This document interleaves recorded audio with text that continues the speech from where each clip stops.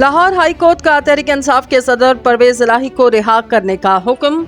Lahore high court के single bench ने परवेज इलाही की गिरफ्तारी के खिलाफ दायर दरख्वास्त पर समाअत की, जिस सिलसिले में नैब हुकाम ने साबिक वज़ीर आला को अदालत में पेश किया।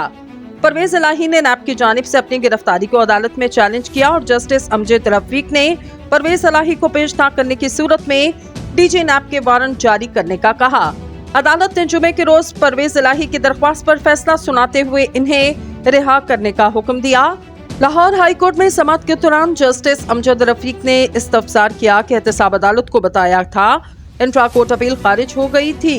इस पर नैब प्रोसिक्यूटर ने कहा कि ये मेरे इल्म में नहीं। नैब प्रोसिक्यूटर के जवाब पर जस्टिस अमजद रफीक ने कहा, इसकी मुकम्मल इंक्वायरी होगी। मैं अभी परवेज इलाही को फौरी रिहा करने का हुक्म दे रहा हूँ।